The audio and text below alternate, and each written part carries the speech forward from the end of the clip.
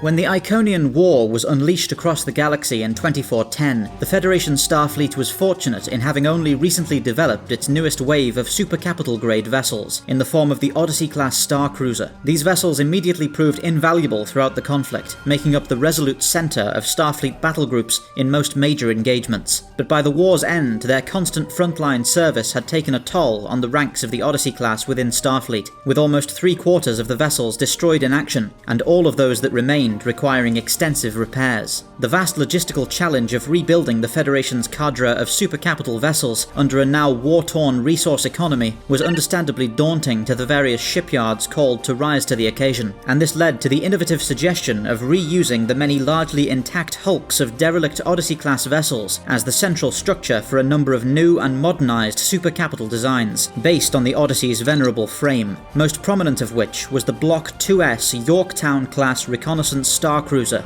At a length of 1,041.5 metres and a width of 385.32 metres, the Yorktown class retains much of the original shape and aesthetic of the original Odyssey class frame, with the most noticeable distinctions being a reinforced keel structure through the central spine of the saucer section, enlarged high-power impulse engines, and redesigned nacelles with distinctive flarings at the aftermost tips. The ship carries an embarked crew of 1,500 as standard, and is well appointed with all of the cutting-edge scientific and logistical facilities demanded by a multi-role Federation starship. The Yorktown class is heavily armed, boasting 21 Mark 14 phaser arrays distributed across the vessel's frame for total coverage. These weapons are supported by 6 variable payload torpedo launchers and 3 state-of-the-art unified field emitters. These experimental weapon systems are tuned to project a full-spectrum energy wave capable of interfering with isolinear processing units on a molecular level, thereby causing widespread computer failures and mechanical faults throughout a target vessel and rendering them temporarily disabled. The Yorktown class carries a sizable complement of auxiliary craft, including 4 Yellowstone-class runabouts and numerous shuttles and utility vehicles, notably supported by an embarked Aquarius-class light escort inherited from the original Odyssey-class design. The Aquarius is a fast and well-armed tactical vessel capable of greatly adding to its mothership's combat potency, as well as landing on a planet's surface to deliver large quantities of materials and personnel. The Yorktown is also capable of separating its saucer section when necessary, for evacuation or as a tactical solution to allow for flanking maneuvers and other multi-vector attack plans. Like several other Starfleet vessels of the era, the success of the Yorktown class prompted an entirely combat-oriented variant to be put into production to respond to the increasingly chaotic political situation across the galaxy. This sub-variant took the form of the Lexington-class dreadnought cruiser, a powerful combat platform built around the Yorktown's basic frame, with a large central weapons pod installed above the secondary hull. This pod is loaded with a number of torpedo tubes and is reconfigured into a multi-target artillery platform when the ship's saucer is separated. Adding even further to the ship's overwhelming firepower is a spinal lance phaser array fixed to the underside of the saucer section, modelled after those used on the earlier Galaxy Dreadnought model, which is quite capable of disabling or destroying all but the hardest targets in only 1 or 2 shots. Of the many battle-scarred Odyssey-class vessels to be converted into new supercapital designs, easily the most famous was the flagship of the Federation, Captain Vakel Shon's USS Enterprise NCC-1701F. Having suffered mortal damage in the so-called Battle of Midnight, where Starfleet made its final stand against the Iconians, the ship was among the first to be restored and improved to the new specifications, due in no small part to the cultural symbolism afforded by the pride of the Federation swiftly rising from the ashes, and with the newly restored flagship helping to drive off a Herc attack on Deep Space Nine not long afterwards, the Enterprise's triumphant return had now truly captured the hearts and minds of Federation citizens, making for a resounding boost in morale across the devastated ranks of Starfleet. An elegant and capable continuation of the Odyssey class's legacy, the Yorktown class has quite successfully resurrected Starfleet's supercapital program in the wake of the Iconian War, providing the Federation with a formidable new flagship and force projection vessel to help safeguard Federation space as the galaxy moves into an uncertain new decade.